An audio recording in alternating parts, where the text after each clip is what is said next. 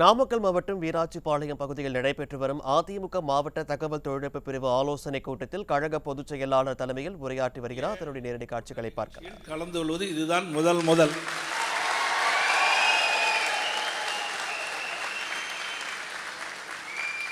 என்னை இந்த நிகழ்ச்சிக்கு அழைக்கின்ற பொழுது நான் அவரிடத்திலே தெரிவித்தேன், சேலம் மாவட்டத்திலே தகவல் தொழில்நுட்ப பிரிவு பூத் கமிட்டியுடைய நிர்வாகிகள் கூட்டம் நடைபெற்றது. நான் ஒன்றில் கூட கலந்து கொள்ள முடியவில்லை.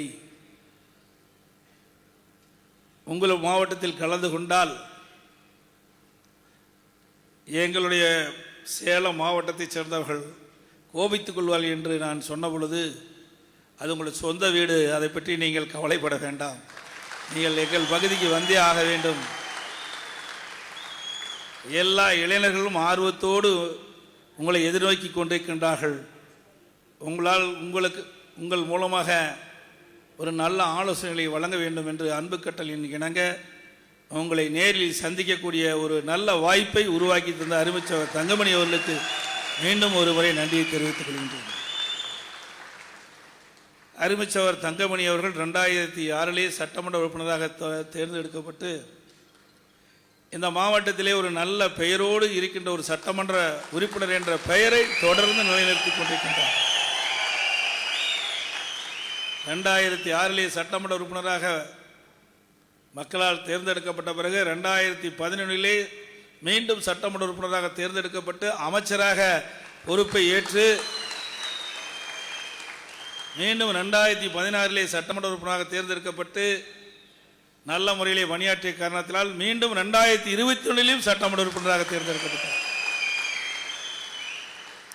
தொடர்ந்து 4 முறை சட்டமன்ற உறுப்பினராக தேர்ந்தெடுக்கப்பட்டு இந்த மாவட்டத்திலே அதிமுக கோட்டை என்று சொல்லுகின்ற அளவுக்கு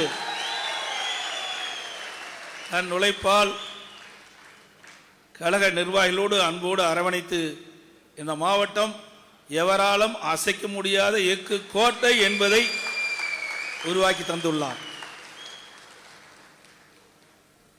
அவர் சட்டமன்ற உறுப்பினர் இருந்த காலத்தில் தான் எப்பொழுது பார்த்தாலும் அவர் ஏதாவது ஒரு கோரிக்கையை இடத்தில் வைத்துக் கொண்டே இருப்பார். என்னை சந்திக்க வருவது என்று சொன்னாலே அவர் ஏதோ ஒரு கோரிக்கையோடு தான் வருவார் என்று நான் எண்ணிக்கொள்வேன்.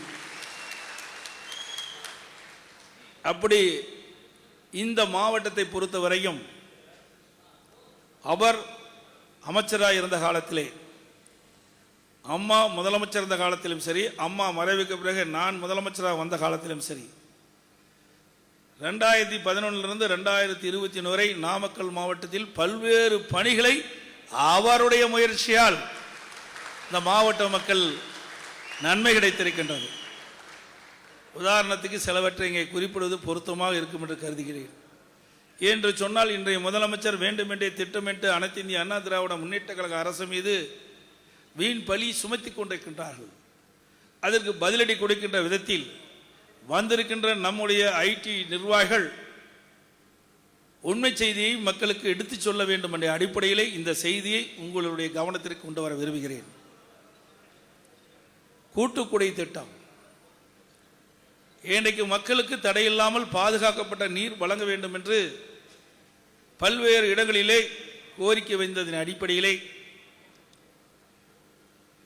நாமக்கல் நகராட்சி கூட்டுக்குடி திட்டம் 250 கோடிகளை கொடுத்த அரசாங்கம் அதிமுக அரசாங்கம். திருச்செங்கோடு குமராபாளையம் தொகுதிக்கு உட்பட்ட கூட்டுக்குடி திட்டம் 400 கோடியில் கொண்டு வந்ததும் அதிமுக அரசாங்கம். திருச்செங்கோடு நகராட்சி தனி குடி திட்டம் ரூபாய் 84 கோடியில் கொண்டு வந்ததும் அதிமுக அரசு. ராசிபுரம் புதிய கூட்டுக்குடி திட்டம் 1000 கோடி மதிப்பில் மேற்கொள்ளப்பட்டதற்கு காரணமாக இருந்ததும் அதிமுக அரசாங்கம். ஆகவே அனைத்து இந்திய அண்ணா திராவிட முன்னேற்ற கழக 10 ஆண்டு கால ஆட்சியில் எவ்வளவு பெரிய கூட்டுக்குடி திட்டத்தை உருவாக்கி பொதுமக்களுக்கு தடையில்லாமல் பாதுகாக்கப்பட்ட நீர் வழங்குவதற்கு அடித்தளமாக விளங்கியவர் அருமைச்சவர் தங்கமணி அவர்கள் என்பதை நினைவுகூர கடைபிடிக்கின்றனர். அதே போல நெடுஞ்சாலை துறையில் தமிழகத்தின் பல மாவட்டங்கள் இருந்தாலும் மாவட்டத்தில் இருக்கின்ற பெரும்பாலான சாலைகள் விரிவுபடுத்தி முதல் மாவட்டமாக திகழ்வது நாமக்கல் மாவட்டம்தான். நாமக்கல் முதல் திருச்செங்கோடு வரை 150 கோடியில் 4 வழிச்சாலை போக்குவரத்து நெரிசல் இல்லாமல் கொடுக்கப்பட்டது. திருச்செங்கோடு முதல் மல்லிகரை வரை சிறப்பான சாலை, மல்லிகரையிலிருந்து ஆத்தூர் வரை சிறப்பான சாலை.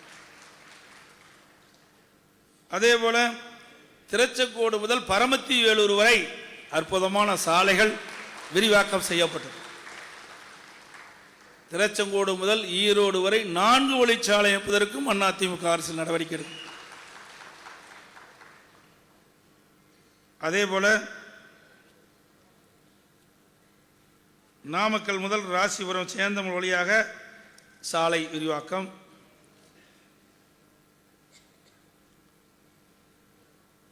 ஈரோடு பள்ளிப்பாளையம் இணைப்பதற்கு காவிரியில் உயர்மட்ட பாலம் அதுவும் கொடுத்திருக்கிறது.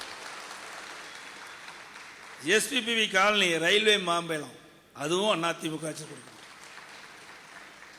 எஸ்பிபி வேப்பரமில் அருகே சுரங்கப்பாதை அமைப்பதும் அதிமுக அரசு. பள்ளிப்பாளையம் முதல் சங்ககிரி வரை சாலை விரிவாக்கம் செய்யப்பட்டதும் அதிமுக ஆட்சி. திருச்செங்கோடு முதல் ஓமலூர் வரை 4 வழிச்சாலை இப்பொழுது நடைபெற்றுக் கொண்டிருப்பதற்கு வித்திட்டதும் அதிமுக அரசாங்கம் தான். அதே போல நாமக்கல் முசிறி வரை 4 வழிச்சாலை விரிவாக்கம் செய்வதற்கும் அப்பொழுது அதிமுக அரசு இருக்கின்ற பொழுது நடவடிக்கை எடுக்கப்பட்டு ஆட்சி மாற்றத்தின் காரணமாக இப்பொழுது அந்த பணி நடந்துட்டு இருக்குது. அதே போல காவிரி ஆற்றின் குறுக்கே தடுப்பணை நஞ்சை புகழர் இடத்திலே தடுப்பணை அமைத்ததும் 400 கோடியில் அதிமுக ஆட்சி. ராஜவாய்க்கால் அதை சீர் செய்ய காங்கிரீட் 2 பகுதியிலும் அமைப்பதற்கு 184 கோடியில் நிதி ஒதுக்கீடு செய்து அந்த பணி துவங்கப்பட்டது அதிமுக அரசு. எனக்கு முன்னாலே அருமைச்சவர் தங்கமணி குறிப்பிட்டதை போல நீண்ட நாட்கள் கோரிக்கை நாமக்கல் மாவட்ட மக்கள் அந்த மக்களுடைய கோரிக்கை நிறைவேற்ற வேண்டும் என்று அன்புச்சோகர் தங்கமணி அவர்கள் என்னிடத்திலே கோரிக்கை வைத்தார். அந்த சட்டமன்ற உறுப்பினரும் என்னிடத்திலே கோரிக்கை வைத்தார். அதன் அடிப்படையிலே நாமக்கல் தலையிடமாக கொண்டு அங்கே அரசு மருத்துவக் கல்லூரி அரசு மருத்துவமனை உருவாக்கி இருந்தது. அந்த மருத்துவக் கல்லூரியில் உள்ள மருத்துவமனை அப்போலோ மருத்துவமனைக்கு இணையான தரம் உள்ள ஒரு மருத்துவமனையாக கொடுத்தது. உயர்தர அறுவை சிகிச்சை செய்யக்கூடிய அனைத்து வசதிகளும் அந்த மருத்துவமனையில் செய்யப்பட்டிருக்கின்றன. அது மட்டும் இல்லாமல் சட்டக்கல்லூரி கொண்டு வந்ததும் அதிமுக அரசாங்கம் தான்.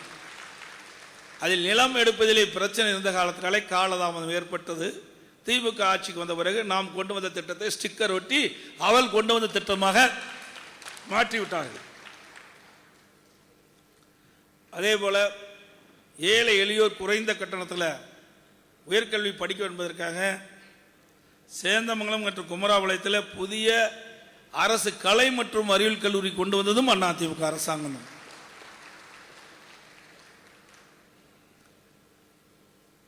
பால் உற்பத்தியாளர்கள் நாமக்கல் மாவட்டத்தில் அதிகமாக இருக்கின்ற காரணத்தினால சேலம் மாவட்ட பால் உற்பத்தியாளர் ஒன்றியத்தை 2ஆக தனியாக பிரித்து நாமக்கல் மாவட்டத்திற்கு தனியாக ஒரு ஆவின் ஒன்றியம் உருவாக்க வேண்டும் என்ற கோரிக்கை ஏற்று தனியாக பிரித்து கொடுத்ததும் அதிமுக ஆட்சிகள் தான். பரமத்தில் ஒருங்கிணைந்த நீதிமன்றம் கட்டி தரப்பட்டதும் அதிமுக ஆட்சியில். அதே போல நிர்வாக வசதிக்காக புதிய தாலுக்காக்கள் இந்த மாவட்டத்தில் உருவாக்கப்பட்டது. குமராபாளையம், கொல்லிமலை மற்றும் மோகனூரில் புதிய தாலுக்கா அலுவலகங்கள் உருவாக்கப்பட்டது. நாமகிரிப்பேட்டை வரையறுக்கப்படாத பட்டா வழங்க நில அளவீடு செய்து பட்டா வழங்க ஆணை பிறப்பிக்கப்பட்டது அதிமுக ஆட்சி. அல்லலால இளைய நாயக்கர் மன்னருக்கு மணிமண்டபம் கட்டி தந்ததும் அதிமுக ஆட்சியில் தான். திருச்செங்கோடு புறவழிச்சாலை ஏற்படுவதற்கு அப்பொழுதே நிலம் கையகப்படுத்த முயற்சி செய்தோம். பல பேர் நீதிமன்றத்திற்கு சென்ற காரணத்தினாலே அது தடைப்பட்டது. அதுவும் அதிமுக ஆட்சியில் கொண்டு வந்த திட்டம். அதே போல நாமக்கல் புறவழிச்சாலை அமைப்பதற்கு காரணமாக இருந்ததும் அதிமுக ஆட்சி தான். எப்படி அனைத்து இந்திய அண்ணா திராவிட முன்னேற்ற கழக ஆட்சியிலே புதிய புதிய திட்டங்கள் அத்தனையும் வருவதற்கு உறுதுணையாக இருந்தவர் இந்த மாவட்டத்துடைய மண்ணின் மைந்தர், முன்னாள் அமைச்சர், கழக அறிவிச்ச தங்கமணி அவர்கள் என்பதை பெருமையோடு இந்த நேரத்தில் சொல்லிக்கொள்ள கடமைப்படுகிறேன். திராவிட முன்னேற்ற கழகம் ஆட்சிக்கு வந்த பிறகு இந்த மாவட்டத்திற்கென்று ஒரு துரும்பை கூட கிள்ளி போடவில்லை. ஆனால் எந்த கூட்டத்தில் பார்த்தாலும் வாய்களையே பேசுகிறார்கள். வார்த்தை ஜாலங்கள், கவர்ச்சிகரமான பேச்சு, அதற்கு உறுதுணையாக ஊடகங்களும் பத்திரிகைகளும் அவர்களுக்கு சப்போர்ட் பண்றது. இதனால் இந்த ஆட்சி தாக்குப்பிடித்துக் கொண்டிருக்கின்றது.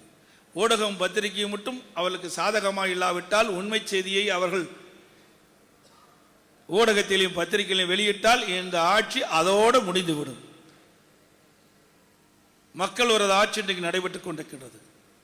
இதையெல்லாம் மக்களிடத்திலே கொண்டு போய் சேர்ப்பது இங்கே என் முன் அமர்ந்திருக்கின்ற இளைஞர் பட்டாளங்கள்.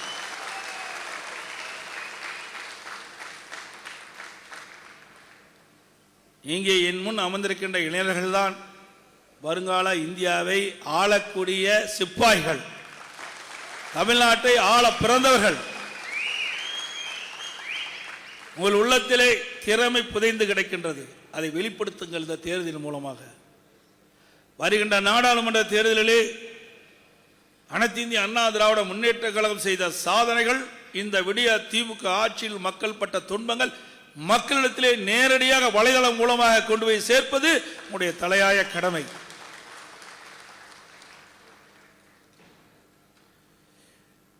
நாங்கள் அந்த காலத்தில் இருக்கின்ற பொழுது இப்படிப்பட்ட வசதி வாய்ப்பு எங்களுக்கு கிடையாது. நானெல்லாம் கல்லூரியிலே படித்து முடித்து வந்த பிறகுதான் எங்கள் ஊருக்கு தொலைபேசியே வந்தது. ஆனால் இன்றைய நிலை தலைகளாக மாறிவிட்டது. ஒரு விஞ்ஞான உலகத்திலே நீங்கள் வாழ்ந்து கொண்டிருக்கின்றீர்கள். இந்த விஞ்ஞான உலகத்திலே எதிரிகளை எப்படி வீழ்த்துவது என்பதை இந்த வலைதளம் மூலமாக பயன்படுத்தி கழக செய்திகள் உடனுக்குடன் மக்களிடத்தில் கொண்டு போய் சேர்க்கப்பட வேண்டும். அன்றாட இந்த திராவிட மாடல் ஆட்சி என்று சொல்லிக் கொண்டிருக்கின்ற மக்கள் அவரது ஆட்சியில் ஏற்படுகின்ற மக்கள் பிரச்சனையை வலைதளம் மூலமாக மக்களுக்கு எடுத்து செல்ல வேண்டிய கடமை உங்களுடையது. ஏதோ நாம் பூத் கமிட்டியிலே இடம்பெற்றிருக்கின்றோம் என்று எண்ணி விடாதீர்கள். இந்தியாவிலேயே பூத் கமிட்டிக்கு என்று 2 பேர் தகவல் தொழில்நுட்ப நிர்வாகிகளை நியமித்த ஒரே கட்சி அதிமுக கட்சி தான்.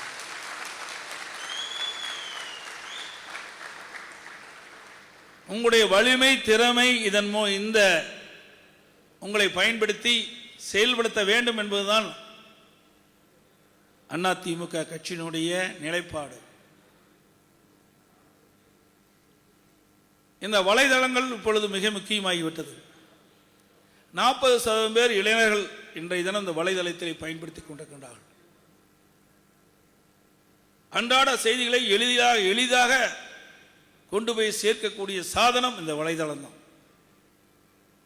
இன்றைக்கு எனக்கு முன்னாலே அருமைச்சவர் தங்கமணி குறிப்பிட்டதை போல பத்திரிகையும் ஊடகம் நமக்கு முழுமையான சாதகம் இல்லை. ஒரு சில ஊடகம், ஒரு சில பத்திரிகை தான் நம்முடைய செய்திகளை வெளியிடுகின்றார்கள் முழுமையாக. பல பத்திரிகைகள் ஊடகங்களும் நம்முடைய செய்தியை முழுமையாக கொண்டு சேர்ப்பதில்லை மக்களிடத்திலே. ஆனால் என் முன் அமர்ந்திருக்கின்ற நம்முடைய இளைஞர் பட்டாளங்கள் கழக செய்திகளையும்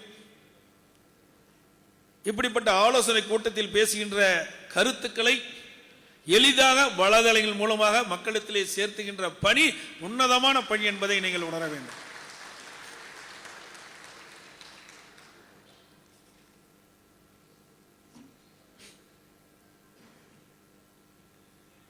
இன்றைய ஆட்சியாளர்கள் பணத்தை நம்பி அரசியலை செய்து கொண்டிருக்கிறார்கள். நம்மை பொறுத்த வரைக்கும் மக்களை நம்பி நாம் கட்சி நடத்தி கொண்டிருக்கின்றோம்.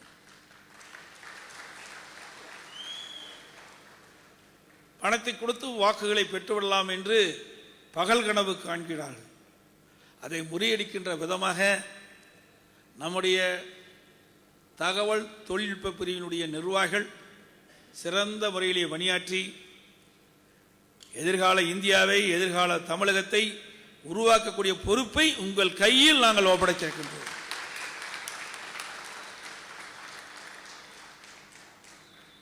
அனைத்து இந்திய அண்ணா திராவிட முன்னேற்ற கழக கட்சி தான் ஜனநாயக கட்சி. திராவிட முன்னேற்ற கழகம் ஒரு வாரிசு அரசியல். திரு கருணாநிதி முதலமைச்சராக இருந்தார், திமுக கட்சியுடைய தலைவராக இருந்தார். அவருடைய மறைவுக்கு பிறகு திரு ஸ்டாலின் திமுக கட்சியுடைய தலைவர் ஏதோ தில்லுமுள்ளு செய்து கொல்லைப்புறத்தின் வழியாக ஆட்சிக்கு வந்த பிறகு அவர் முதலமைச்சராக வந்திருக்கின்றார். அதற்கு பிறகு அவருடைய மகன் திரு உதயநிதி ஸ்டாலினை விளையாட்டுத்துறை அமைச்சராக்கி அவரை முன்னிலைப்படுத்திக் கொண்டிருக்கின்றார்கள்.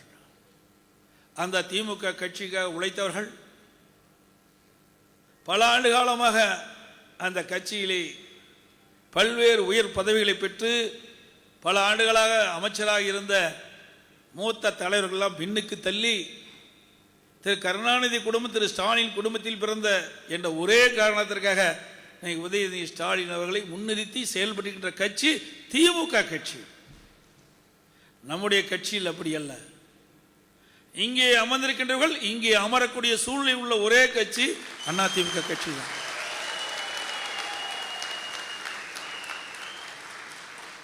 உண்மையை சொல்ல வேண்டும் என்று சொன்னால் அன்பு சகோதரர் தங்கமணி அவர்களை குறிப்பிட்டதை போல நான் அங்கே அமர்ந்து மேடை பேச்சை கேட்டு படிப்படியாக உயர்ந்து இங்கே வந்து அமர்ந்திருக்கின்றேன். அதுக்கு நானே சாட்சி. அனைத்து இந்திய அண்ணா திராவிட முன்னேற்ற கழகத்தில் தான் ஒரு கிளை செயலாளர் முதலமைச்சராக முடியும். ஒரு கிளை செயலாளர் இந்த கட்சியினுடைய பொதுச் செயலாளராக முடியும். தமிழகம் மட்டுமல்ல, இந்தியாவிலே வேற எந்த கட்சியிலும் நடக்காதது அதிமுக நடக்கும்.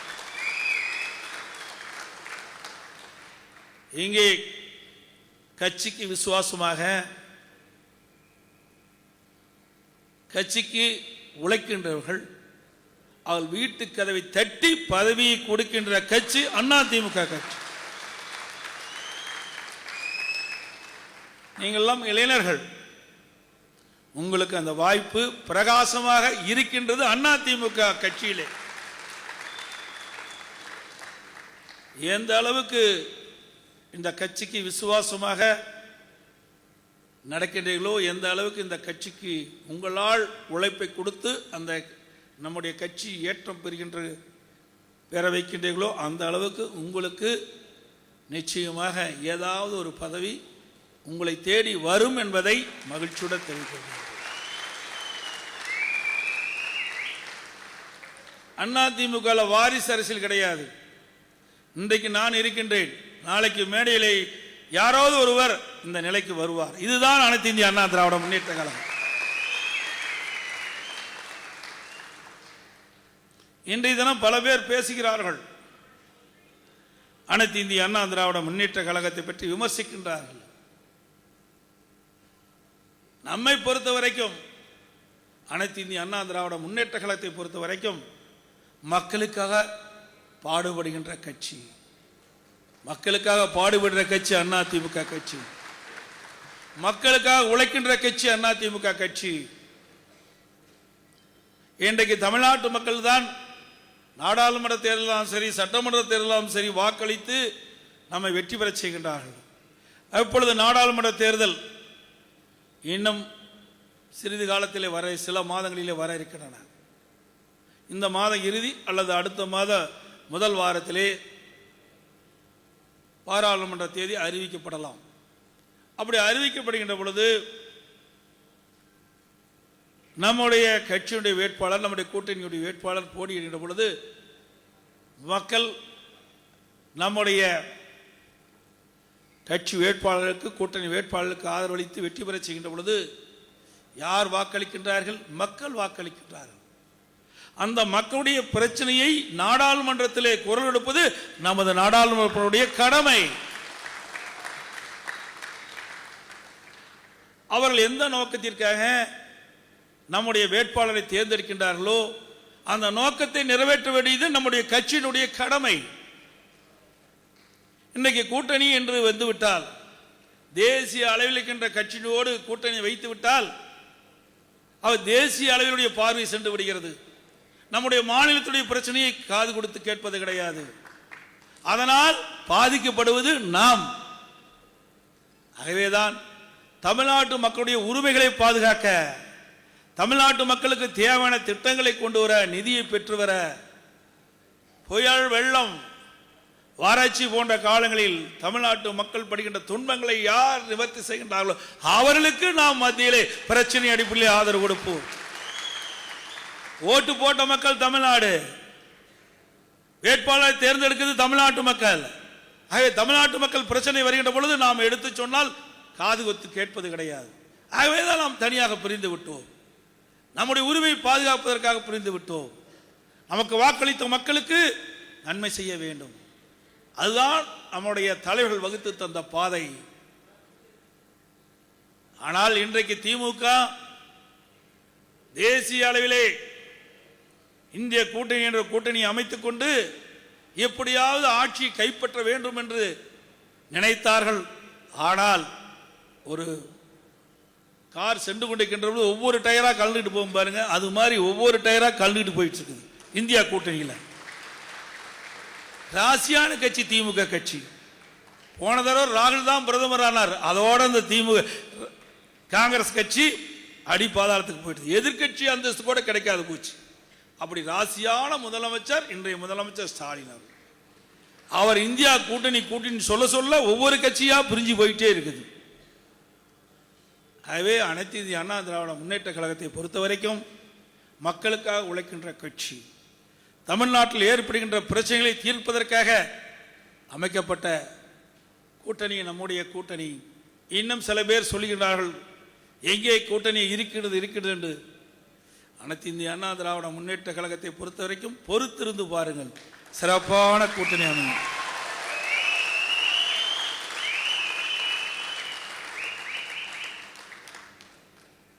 அதோடு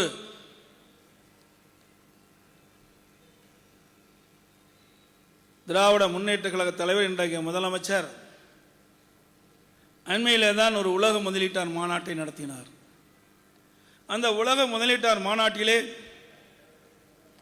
பல லட்சம் ரூபாய் தொழில் முதலீடு ஈர்க்கப்பட்டது, பல புரிந்துணர்வு ஒப்பந்தங்கள் போடப்பட்டது என்ற செய்தியெல்லாம் வெளியிட்டார்.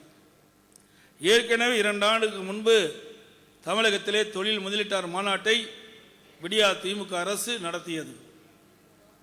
நான் அறிக்கையின் வாயிலாக, ஊடகத்தின் வாயிலாக நான் கேட்டேன் இன்றைய முதலமைச்சரிடத்தில், 2 ஆண்டுக்கு முன்பு தொழில் முதலீட்டாளர் மாநாட்டை நடத்தினீர்களே, எவ்வளவு தொழில் தமிழகத்திற்கு வந்திருக்கின்றது, எத்தனை புரிந்துணர்வு ஒப்பந்தங்கள் நிறைவேற்றப்பட்டன, எத்தனை தொழிற்சாலைகள் தமிழகத்தில் திறக்கப்பட்டு செயல்பட்டு வருகிறது, அதில் எவ்வளவு பேர் பணி செய்கிறார் என்ற விவரத்தை வெள்ளை அறிக்கையின் மூலமாக விடப்பட வேண்டும் என்று கேட்டேன். இதுவரைக்கும் பதில் இல்லை. இன்றைய தினம் ஸ்பெயின் நாட்டிற்கு சென்றார். சுமார் 11 நாட்கள் ஸ்பெயின் நாட்டிலே தங்கியிருந்தார். அங்கே போய் தொழில் முதலீட்டார் ஈர்ப்பதற்காக சென்றேன் என்று ஒரு செய்தியை பத்திரிகையிலும் ஊடகத்திலும் நான் பார்த்தோம். 20 நாட்களுக்கு முன்பு தான் சென்னையில் இந்த விடியா திமுக அரசு திராவிட மாடல் ஆட்சி என்று சொல்லிக் கொண்டிருக்கின்ற முதலமைச்சர் அவர் தலைமையிலே தொழில் முதலீட்டாளர் மாநாட்டை நடத்தினீர்களே, அப்பொழுதே இவர்களை அழைத்து இங்கேயே புரிந்துணர்வு ஒப்பந்தம் போட்டிருக்கலாம். இவர்களெல்லாம் யார்? ஒரு உதாரணத்துக்காக சொல்லுகிறேன். எடிபான் என்ற ஒரு கம்பெனி இந்தியாவில் 2013 துவங்கப்பட்டது. அது சென்னை திருச்சியில் இருக்குது. எங்க? சென்னையிலையும் திருச்சியிலையும் இருக்குது. 540 கோடி புரிந்துணர்வு ஒப்பந்தம் ஸ்பெயினில் போய் போடுறாரு. சென்னையில் திருச்சியில் இருக்கின்ற கம்பெனியை ஸ்பெயினுக்கு போக சொல்லி அங்கே போய் புரிந்துணர்வு ஒப்பந்தம் போடுகின்ற முதலமைச்சர் தான் இன்றைய முதலமைச்சர் ஸ்டாலின். அதே மாதிரி ஹைபாக் லாய்ட் 2003 இந்தியாவில் அந்த கம்பெனி இருக்குது. அது தூத்துக்குடியில் இருக்குது. 2500 கோடியில் புரிந்துணர்வு ஒப்பந்தம் போட்டதாக பத்திரிகையில் ஊடகத்தில் செய்தி. எங்க போய் போடுறாரு? தூத்துக்குடியில் இருக்கின்ற அந்த தொழிற்சாலைகள் நிறுவுவதற்கு ஸ்பெயினில் போய் ஒப்பந்தம் போடுறார். அதே போல ரோகா 2011 அந்த தொழிற்சாலை தமிழகத்திலே தொடங்கப்பட்டு இன்னும் விரிவாக்கம் செய்யப்படுவதாக. அது எங்க இருக்குதுன்னா பெருந்துறையில் இருக்குது. பெருந்துறையில் இருக்கின்ற அந்த தொழிற்சாலை ஸ்பெயினில் போய் 400 கோடியில் புரிந்துணர்வு ஒப்பந்தம் போடுறார். எப்படியெல்லாம் மக்களை ஏமாற்றுறார் பாருங்க. இதையெல்லாம் வலைதளம் மூலமாக நீங்கள் நாட்டு மக்களுக்கு எடுத்து சொல்ல வேண்டும் என்பதற்காகத்தான் இதை உங்களிடத்தில் நான் தெரிவிக்கின்றேன். ஆக இந்தியாவில் இருக்கின்ற நிறுவனம், தமிழ்நாட்டில் இருக்கின்ற நிறுவனம் 20 நாளுக்கு முன்பு இங்கே தொழில் முதலீட்டாளர் மாநாட்டை நடத்தினால் அதிலேயே இங்கே புரிந்துணர்வு ஒப்பந்தம் போடப்பட்டிருக்கலாம். ஆனால் திட்டமிட்டு இவரெல்லாம் ஸ்பெயின் நாட்டிற்கு போக வச்சு அங்கே புரிந்துணர்வு ஒப்பந்தம் போட்டு இன்றைய நாடுதலும் இருக்கின்றார் இன்றைய முதலமைச்சர். இவர் மக்களிடத்தில் இருக்கின்ற சந்தேகங்கள், மிகப்பெரிய சந்தேகங்கள் எழும்பியிருக்கின்றன. இவர் தொழில் முதலீட்டு ஈர்க்க போகவில்லை, தொழில் முதலீடு செய்வதற்கு போகிறார் என்றால் மக்கள் பேசிக் கொள்கிறார்கள். ஏன்னா இங்க இருக்கிற தமிழ்நாட்டு நிறுவனம் இங்கேயே தொழில் முதலீட்டு மாநாட்டு நடத்திட்டு பொழுது இங்கேயே புரிந்துணர்வு ஒப்பந்தம் போட்டிருக்கலாம்ல. அதை விட்டுட்டு ஸ்பெயின் நாட்டுக்கு சென்று தமிழ்நாட்டில் இருக்கின்ற தொழில் முதலீட்டாளர்களை அழைத்து அங்கே புரிந்துணர்வு ஒப்பந்தம் போடுவதற்கு என்ன காரணம்? இதுதான் பெரும் சந்தேகத்தை ஏற்படுத்துகிறது. ஆகவே திராவிட முன்னேற்ற கழகத்தை பொறுத்தவரைக்கும் மக்கள் மீது அக்கறை இல்லாத ஒரு அரசாங்கம். வீட்டு மக்களுக்கு அதிகாரம் கிடைக்க வேண்டும், ஆட்சிக்கு வர வேண்டும், அதுதான் அவருடைய எண்ணங்கள். ஆகவேதான் எல்லா துறைகளிலும் கொள்ளையடித்துக் கொண்டிருக்கின்ற காட்சியை பார்க்கின்றோம். ஊழல் இல்லாத துறையே கிடையாது. அனைத்து துறைகளிலும் ஊழல் நிறைந்து காட்சியளிக்கின்றன. ஆகவே திமுக அமைச்சரவையில் இடம்பெற்றிருந்த அப்பொழுது நிதி அமைச்சர் திரு பழனிவேல் தியாகராஜன் அவர்களே குறிப்பிட்டார். திரு சபரீஸ் அவர்களும் திரு உதயநிதி ஸ்டாலின் அவர்களும் 30,000 கோடியை கையிலே வைத்துக் கொண்டு என்ன செய்வது என்று புரியாமல் திணறிக் கொண்டிருக்கின்ற செய்தியை அவருடைய அமைச்சர் அமைச்சர் சொல்லிய கருத்து. திரு பழனிவேல் தியாகராஜன் அவர்கள் மெத்த படித்தவர், பொருளாதார நிபுணர், நிதியமைச்சர். அவரே இப்படி வலைதள மூலமாக குறிப்பிட்டார் என்று சொன்னால் ஒரு அமைச்சர் சொன்ன கருத்தை புறந்தள்ளிவிட முடியுமா? சிந்தித்து பாருங்கள். ஆகவே மக்களிடத்தில் பெரும் சந்தேகம் ஏற்படுகிறது. ஆகவே அப்படி 2 ஆண்டு காலத்திலே ஊழல் செய்து சம்பாதித்த பணத்தை வெளிநாட்டிலே சென்று முதலீடு செய்திருப்பார்கள் சந்தேகம் மக்களிடத்திலே இருந்து கொண்டிருக்கின்றது. அதை நிவர்த்தி செய்வது இந்த அரசுடைய கடமை, இந்த முதலமைச்சருடைய கடமை என்பதை நேரத்திலே தெரிவித்து வருகின்ற தகவல் தொழில்நுட்ப நிர்வாகிகள் மிகச்சிறப்பாக செயல்பட்டு இந்தியாவிலேயே தமிழ்நாட்டில் அனைத்து இந்திய அண்ணா திராவிட முன்னேற்ற கழக தகவல் தொழில்நுட்ப பிரிவுதான் சிறந்தது என்று மக்கள் பாராட்டுகின்ற அளவுக்கு இந்த கட்சியை பல பேர் வீழ்த்துகிறார் என்று எண்ணுகிறார்களோ அவர்களுக்கு மரணடி கொடுக்கின்ற விதமாக நம்முடைய தகவல் தொழில்நுட்ப நிர்வாகிகள் செயல்பட வேண்டும். பத்திரிகை ஊடகமும் நமக்கு சாதகமாக இல்லாவிட்டாலும் அந்த குறையை போக்க வேண்டிய பொறுப்பு இங்கே இருக்கின்ற இளைஞர்களிடத்தில் இருக்கின்றது. அதை முழுமையாக நீங்கள் செயல்படுத்த வேண்டும். வருகிற நாடாளுமன்ற தேர்தலில் கழகத்தின் சார்பாக கொடுக்கின்ற அந்த செய்தியை உடனுக்குடன் நம்முடைய மக்களுக்கு கொண்டு போய் சேர்க்க வேண்டும் என்று அன்போடு இந்த நேரத்தில் கேட்டு, குறுகிய காலத்திலே மிகச்சிறப்பாக எழுச்சியாக இன்றைக்கு தமிழ்நாடே நாமக்கல் மாவட்டத்தை நோக்கி பார்க்கின்ற அளவிற்கு தகவல் தொழில்நுட்ப பிரிவு நிர்வாகிகள் கூட்டத்தை கூட்டிய மாவட்ட செயலாளர்களுக்கும் ஐடி விங் மாநில செயலாளர் ராஜ்சத்தியனவர்களுக்கும் இந்த ஐடி விங் மாவட்ட ஒன்றிய நகர அனைத்து மட்டத்தில் இருக்கிற நிர்வாகிகளுக்கும் நன்றி தெரிவித்து விடைபெறுகின்றேன். நன்றி, வணக்கம்.